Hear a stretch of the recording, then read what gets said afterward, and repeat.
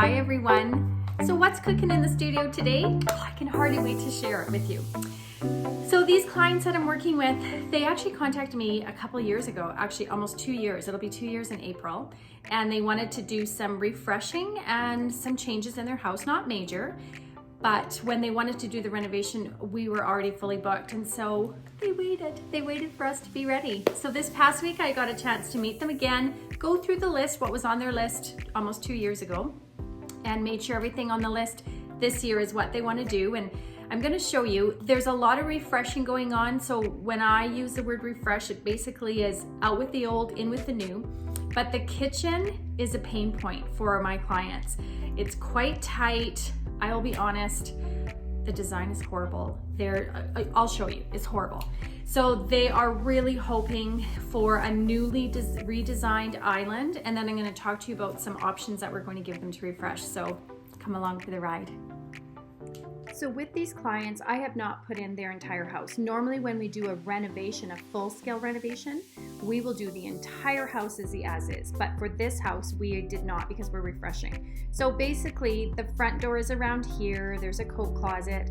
There's stairs leading upstairs. Down here, there'll be a powder room and then a sunken back entrance to the garage, which has a laundry room in it. But here is where we're going to address. So when you walk through this open area, this is the kitchen, this is the eating area, and then I'll just open it up a bit. This is what we would consider the family room. No fireplace to work around. They have a beautiful window. They have a beautiful backyard. It backs onto a walking path. So let's take a look, because this is where, this is not out with the old and with the new. This is going to be a total change. So number one, my computer program does not like cabinets being in an angled corner. And these two are for sure angled right now as they sit. This one won't even, if I push it back further, it sticks out. See how that does that? They just do not, my computer program does not like those angles. And so we'll walk through the kitchen. So we have a counter space here with upper cabinets. We have the refrigerator, and this cabinet is not refrigerator deep at all. There is a corner pantry, which they like, and lots of times we'll rip these out and do cabinetry along here, but that's not an option. And then we have two base cabinets and two upper cabinets, an electric stove right now. That is actually, there is gas there. And then we have a hood fan on top. The island though, So this is a really angled cabinet. Like you can't see this here, but in reality, it angles off like this. So it's not a full cabinet. The sink is at an angle and the dishwasher is directly across from the refrigerator. So you can imagine this is the path that walks through here. This is really tight here. If the dishwasher is open, if someone's doing dishes here, there is no way that refrigerator is getting open. And right now it looks like the door is impeding in the refrigerator. It's actually not with the current refrigerator they have.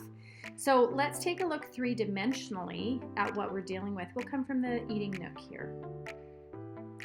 So I left it all white. They actually have, it's almost like a honey oak, kind of like the flooring. This is similar to what they have for flooring.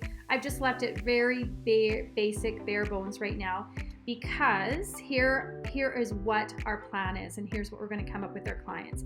So number one, they have a gas line already put in for a new stove. So we're going to do a new gas range, which will mean a new hood fan. Now, we're not hoping to spend a ton of money in this kitchen. And right now I think my plan actually has the ceilings at 9 feet, and in fact this house is actually 8. So let's just go change that right now, because that's gonna give a better indication. Let's change that. We need to have, there, that'll give us a better indication of the room we have. So there's not a ton of room up above, but of course we want to give that impression that there is a lot of room. So the plan right now, I'm going to give a couple price point options. One is to spray all the cabinets, so have them all painted out, all the outers. The other option is to reface them. So to get brand new faces on them, we can pick any color we want, and we're going to weigh the pros and cons of the pricing. The major change is going to be in this island. So right now they have a raised island. They absolutely hate it.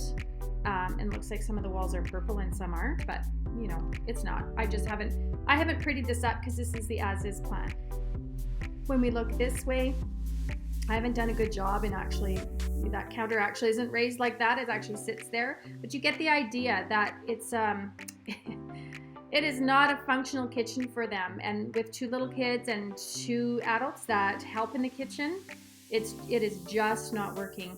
So our goal is to, because the floors are all going to be redone, which I was so happy to hear, our goal is to reconfigure this island without impeding in the dining area here, their eating area, without impeding. So the idea is to make this way more functional, to make sure the pathways are clear, and they definitely don't want a raised island. They want something nice and flat and larger to work on. So we have our work cut out for us. So now you've seen what we're dealing with, what the as-is looks like, and now it's our job to come up with some good island solutions, something to make it way more functional. We are going to be keeping the dishwasher and the sink in the island. That's going to save on the budget, and really there's no other place to put them right now. But we look forward to coming up with some options for our clients and getting this one started. All right, take care. I hope you stay for the ride.